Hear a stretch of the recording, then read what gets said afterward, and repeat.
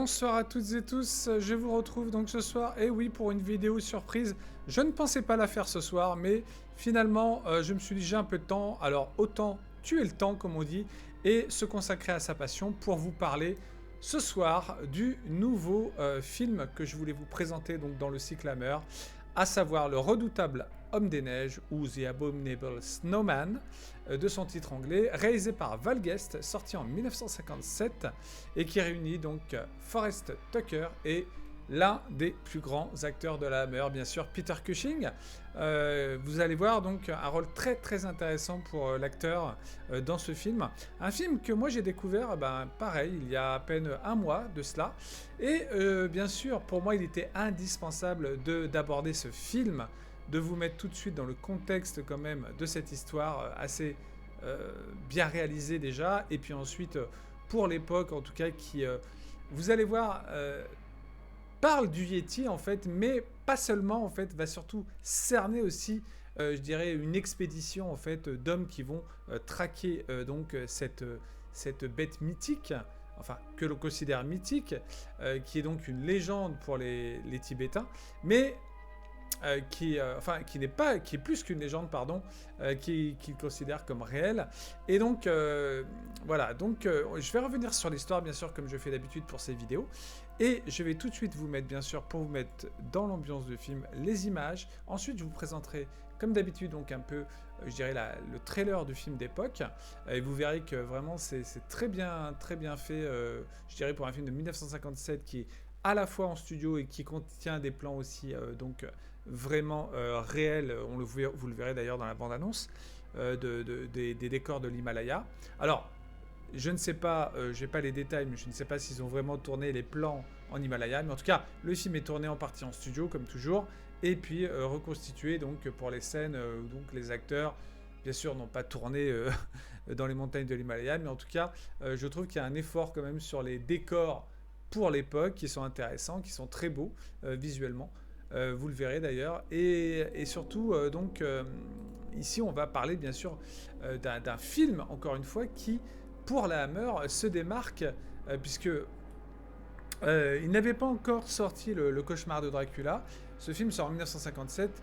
Le film avec Christopher Lee et Peter Cushing, qui va les rendre célèbres, encore plus célèbres que tout leur film, je dirais, qu'ils ont tourné ensemble. C'est vraiment le point d'orgue de leur carrière. C'est vraiment le Cauchemar de Dracula qu'ils ont tourné ensemble. Et où donc Christopher Lee incarnait le célèbre vampire et donc Peter Cushing Van Helsing, le chasseur de vampires. Donc voilà. Mais il faut savoir que donc comme la Hammer donc a sorti des films dès début des années 50, on va donc retrouver ici Peter Cushing donc en explorateur, qui va donc se retrouver dans une région donc de l'Himalaya pour en quelque sorte traquer, je dirais, après avoir entendu des prêtres tibétains sur le Yeti, donc qui va décider de monter une expédition pour retrouver la bête et éventuellement pouvoir l'approcher, l'étudier, etc. Enfin, ce ne sera pas chose facile, évidemment, mais c'est un film absolument, je dirais, étonnant, je dirais, pour la Hammer, qui aborde donc ici, encore une fois, un style, je dirais, dans le film de genre. C'était le premier, d'ailleurs, il n'y en a eu qu'un sur le Yeti, c'est celui-ci. Et pas des moindres, vraiment très très bon. Alors attendez, je vais remettre juste une chose, je vais juste remettre la musique de la BO, signée donc Humphrey Searle, c'est ça, la BO du film, qui somme toute est intéressante. Encore une fois, un compositeur qui n'était pas vraiment spécialement, je veux dire, un des compositeurs attitrés de la Hammer, mais en tout cas qui signe une partition tout à fait honnête, correcte, pour ce film. Donc ce film, qu'est-ce qu'il raconte, Le Redoutable Homme des Neiges? Et bien en fait, ça part de l'histoire suivante, pour vous donner un peu juste le pitch. Voilà. Donc, nous sommes donc dans le milieu des années 1950, évidemment. Donc ça respecte l'époque. Le botaniste anglais Rollason, donc joué par Peter Cushing, sa femme Hélène et son assistant donc sont les hôtes d'un monastère au Tibet. dont je n'ai plus le nom, désolé. On verra ça plus tard. Une expédition donc américaine débarque bientôt dans le but de découvrir le légendaire Yeti. Donc je parle pour eux donc d'une légende en grimpant dans les hauteurs himalayennes. Voilà, donc Rollason décide de se joindre à eux dans un but scientifique, malgré les avertissements du lama tibétain, bien sûr, qui va dire que donc il ne faut pas donc approcher cette créature mythique, voilà, considérée comme légendaire, donc parce que ça pourrait se retourner contre eux. Et voilà. Donc le groupe atteint les hauts plateaux et le botaniste donc joué par Peter Cushing apprend alors que les Américains veulent abattre la créature dans un but strictement commercial. Donc vous voyez là, il y a deux groupes qui s'affrontent, les Anglais et les Américains. Donc une peinture intéressante aussi, je dirais, des personnages, vous allez voir, par rapport au, je dirais, au thème qui est au thème principal, qui est bien sûr la traque du Yeti, mais en même temps, pas seulement, vous verrez qu'à travers les personnages humains, ce n'est pas simplement, je dirais, un film sur le Yeti, puisqu'on le voit très peu, et voilà, on l'aperçoit surtout vers la fin, mais vous allez voir que le film traite, et c'est ça qui est intéressant dans le scénario de Nigel Kneale, voilà, surtout des rapports entre ces, justement, entre ces personnages, donc humains, qui eux sont prêts à tout pour certains pour préserver, je dirais, cette créature, et d'autres pour ramener un trophée en quelque sorte. Et voilà, et donc rien ne se passe comme prévu, les accidents et les morts se multiplient, dû notamment au manque d'oxygène, aux avalanches, et aussi, mis à part le Yeti, à certaines créatures des neiges qui rôdent dans les montagnes. Alors, le film est très intéressant, déjà d'un point de vue du scénario. Comme je dis, je reviens souvent sur l'histoire. Donc, ça mélange un peu donc, le côté horrifique, puisque c'est un film d'aventure horrifique, on va dire, le redoutable homme des neiges. Donc, encore une fois, s'attribuer donc une légende pour en faire un film. La Hammer, c'était vraiment spécialisé, on va dire, dans ce type vraiment justement de produire des films qui donnaient, je dirais, un spectacle généreux avec des créatures légendaires comme le Yeti, donc qui reste, comment dire, un des monstres les plus, je dirais, une des créatures les plus adaptées quand même au cinéma. Il y a eu beaucoup d'autres versions, mais je considère que celle de la Hammer reste pour moi, et c'est très subjectif encore une fois, reste vraiment une des meilleures que j'ai vues. Pourquoi ? Parce que, évidemment, ici, on va avoir à faire une expédition donc qui va tourner, on va dire, un peu au fiasco. Donc vous avez d'un côté ceux qui veulent préserver, je dirais, cette créature, et d'autres, de l'autre, ceux qui veulent la détruire. Donc, ce qui va nous mener dans un drame au-delà, dans un drame un drame humain, voilà, c'est ce que je voulais dire. Et je trouve vraiment très intéressant l'approche de Nigel Kneale, qui, je le précise, donc d'après mes notes que j'ai pu relever donc sur le film, avait auparavant, en 1955, donc sorti un téléfilm qui s'appelait The Creature, qui parlait également du Yeti. Et donc c'est intéressant ici de voir qu'en fait, il adapte son propre... il adapte le scénario du téléfilm pour en faire donc une version différente, l'abominable homme des neiges, et pour donner donc ce petit bijou vraiment que j'ai trouvé vraiment passionnant à suivre, ne serait-ce encore une fois que par l'écriture, par la direction d'acteur, par la présence vraiment impériale de Forest Taker, qui est un acteur qui a tourné dans quelques autres films pour la Hammer. Alors je n'ai plus les titres en tête, mais surtout Peter Cushing, bien sûr, qui ici encore une fois montre vraiment, et dès les années 50, l'étendue de son talent dans un personnage justement qui a une véritable réflexion, une véritable aura dans cette expédition, qui a un avis vraiment indéniable sur l'intérêt de vouloir, je dirais, traquer ou pas une créature mythique. Voilà, donc le film, ce que je voulais dire, c'est que c'est pas tant un film de monstre, c'est surtout une réflexion sur l'homme et la nature profonde de l'homme, bien plus monstrueuse, et c'est souvent ça que celle de la créature qui est traquée en fait, donc le Yeti. Voilà. Par exemple, vous avez des scènes entre Peter Cushing et donc le Dr. Friend qui est joué par Forest Tucker, qui sont vraiment une réussite en termes de dialogue et que moi je trouve vraiment intéressante, vraiment d'un point de vue, je dirais, par le sens profond en tout cas que certains dialogues donc nous laissent vraiment à réfléchir sur l'utilité pour l'être humain de s'intéresser peut-être à des choses qu'il ne faut pas toucher et qu'il faut laisser comme des légendes quelque part et ne pas vouloir justement changer et s'approprier en tout cas des mythes pour devenir célèbre. Et c'est ce que donc le personnage bien sûr de Peter Cushing va apprendre à ses dépens.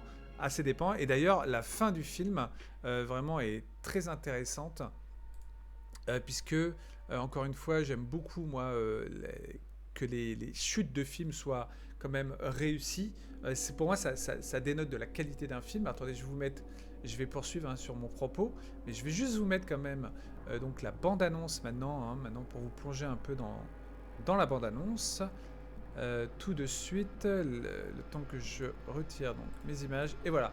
Donc par rapport, voilà. Donc je veux dire que ici, le propos ne tourne pas simplement autour du Yeti, mais vraiment de cette quête jouée donc par des hommes en quête de justement de pouvoir ramener une créature mythique et de la montrer aux yeux du monde et d'en faire un trophée, et de l'autre vraiment les scientifiques qui cherchent simplement à découvrir cette créature pour simplement par je dirais le côté vraiment du respect de la science et de découvrir d'étudier une créature qui fait partie justement je dirais de la mythologie tibétaine. Et bien sûr, on va s'apercevoir que ce n'est pas qu'un mythe. Évidemment, cette créature, cet homme des neiges. Alors, le titre anglais, c'est l'abominable homme des neiges. Bon, c'est vrai que la créature, aujourd'hui, on pourrait croire. Enfin, en tout cas, je trouve qu'elle est pas mal représentée quand même dans le film. Alors, je sais pas si on la voit dans le trailer que je vous passe actuellement. Je ne me souviens plus. Mais en tout cas. Je trouve que c'est plutôt réussi. C'est une créature qu'on voit très peu justement, et c'est pas l'intérêt du film. Et c'est ça que moi je tiens à souligner dans ce film, c'est que ce n'est pas l'intérêt de la voir, même si bien sûr on la verra, on la pressent. Mais vous verrez que ce qui est intéressant, c'est vraiment, je dirais, la caractérisation en fait des personnages et de retracer un peu leur parcours, que ce soit du côté anglais ou américain. Et voilà. Et donc vous pouvez voir bien sûr des plans larges où donc là on a vraiment l'impression d'être dans les montagnes himalayennes. Alors il y a des plans bien sûr qui sont pris bien sûr en plan large, etc., qui représentent des vrais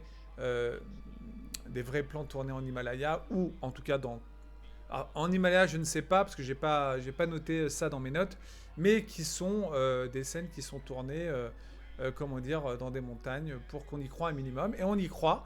Bon là vous voyez il y a certains décors qui sont en studio évidemment, la neige bien sûr est bien représentée quand même, voilà. Donc il y a vraiment une recherche esthétique encore une fois avec ce film de la Hammer, et on est dans un film en noir et blanc de toute beauté. Donc je vous conseille la sortie du film, et je crois qu'il existe bien sûr en Blu-ray.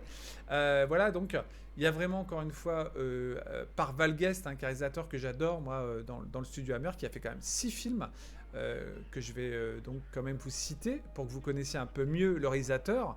Et moi je suis très content de vous parler de ce film parce qu'encore une fois, toujours, ça démontre encore l'originalité des studios Hammer à aborder différentes créatures des mythes, comme l'homme des neiges, comme toutes les créatures légendaires qui font partie du patrimoine, je dirais, de la Hammer, à travers toutes les créatures qu'ils ont traitées, comme la momie, comme bien sûr Dracula, vous les connaissez maintenant, le monstre de Frankenstein, etc. Voilà, donc vraiment, et c'est dommage que là, il n'y ait pas eu un deuxième film sur l'Homme des Neiges, parce que je trouve que celui-ci est tellement vraiment réussi quand même, de par son ambiance, vraiment euh, c'est un vrai film d'aventure, vous voyez, fantastique, avec vraiment généreux, avec des avalanches, des catastrophes, voilà, la présence de la créature qu'on voit pas trop, mais qu'on pressent de plus en plus, etc. Donc vraiment, il y a des scènes d'escalade aussi, voilà, donc un mélange entre du réaliste et du studio. Voilà, donc la Hammer, toujours le côté, je dirais, de ce côté justement d'arriver à faire des choses avec peu de budget, mais de les rendre tout à fait passionnantes à l'écran, qu'on y croit justement en tant que spectateur, qu'on ait envie de se plonger dans l'histoire, de regarder un film d'aventure qui va donc vous transporter, voilà, un minimum.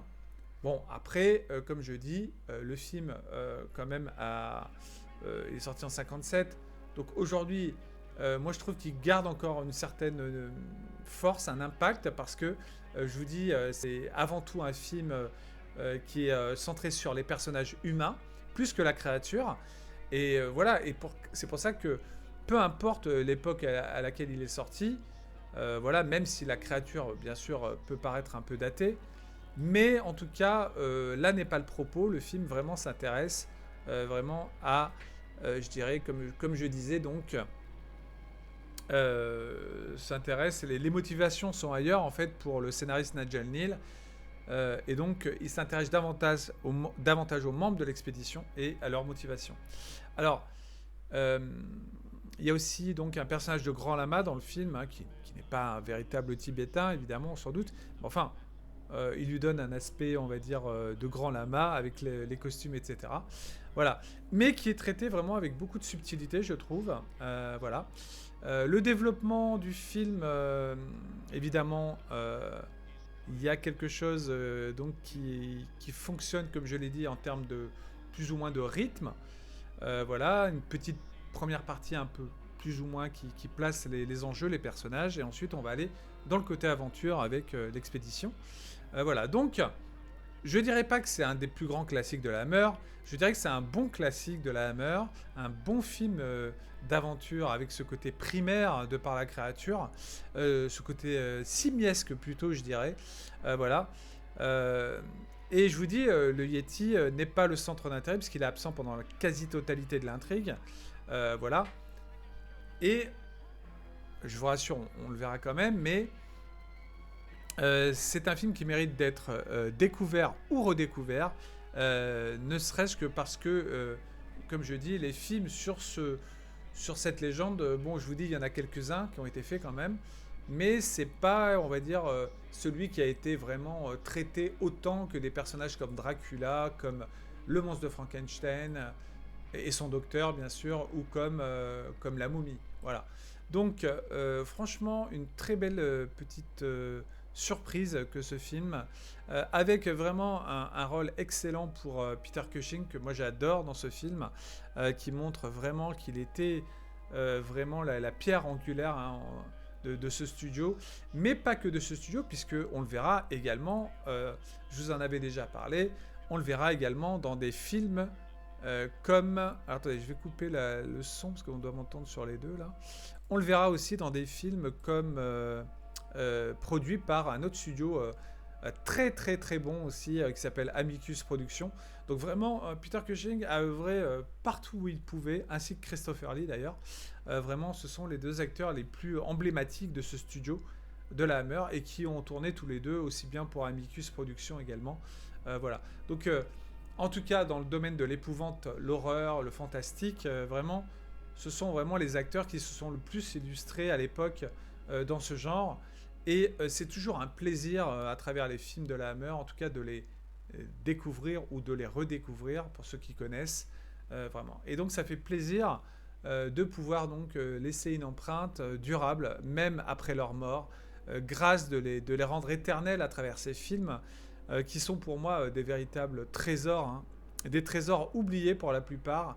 Et c'est bien pour ça que ce cycle me tenait à cœur. Vous me connaissez, depuis le temps que je poste maintenant les films, je vais remettre un peu les images du film, depuis le temps que je pose des films sur différentes thématiques, hein, notamment le giallo aussi, qu'on fait en ce moment avec Teen Terrora, mon fidèle partenaire donc sur ce cycle. Eh bien, pour moi, le cycle de la Hammer, ça mériterait carrément aussi une émission vraiment sur le studio, sur ce qu'il a apporté dans le genre de fantastique, épouvante, horreur, etc. Bien sûr, en retraçant peut-être simplement, je dirais, quel était, je dirais, la reconnaissance, enfin, je veux dire, quel a été pour les spectateurs, en tout cas, j'allais dire du monde entier, mais surtout en Europe, de ce studio, l'impact qu'il a eu quand même dans le genre fantastique, horrifique et épouvante, bien sûr, à travers tous ces thèmes qu'il a abordés, notamment le thriller dont j'ai parlé hier, Strafe Until Morning. Ça veut dire qu'ils n'ont pas fait que du film, justement, avec des créatures, avec des extraterrestres, parce qu'il y a aussi eu, avec la Hammer, des films autour d'extraterrestres, évidemment. J'avais oublié donc ce genre très prisé, la SF, avec un côté horrifique. Et juste une chose, avant que je termine donc cette vidéo qui me fait plaisir donc pour vous parler de ce film, parce qu'il le mérite. Alors ouais, là il y a un décor main painting, hein, puisqu'à l'époque il n'avait pas aussi, comme je l'ai dit, les moyens de tourner directement en décor naturel. Donc il y a un petit peu, on va dire, des faux semblants, mais ça passe très bien à l'écran, c'est des plans fugaces, donc ça passe. Et ce que je voulais vous dire, donc, c'est je voulais revenir quand même rapidement sur Val Guest. Il est important de connaître un peu ce que le réalisateur a fait. C'est un monsieur qui a eu une très longue vie, hein. Il est mort à 94 ans en 2006. Mais je voulais vous dire que parmi les films qu'il a pu réaliser pour la Hammer, il avait commencé donc avec ce studio en 54 avec La Revanche de Robin des Bois, et qui était déjà avec Peter Cushing. Mais surtout, moi, il a signé quand même deux films, dont un que j'ai déjà traité ici dans ce cycle, qui est Le Monstre, donc de Quatermass Experiment. Et surtout, il avait fait le deuxième que moi je préfère, qui est La Marque, dont je vous parlerai sans doute dans ce cycle, encore une fois. Même si j'ai dit que je m'arrêtais au numéro 50. Mais donc, la marque Quatermass 2 en fait, que je trouve vraiment très très bon aussi, qu'il réalise d'ailleurs la même année, qui sort la même année pardon que Le Redoutable Homme des Neiges.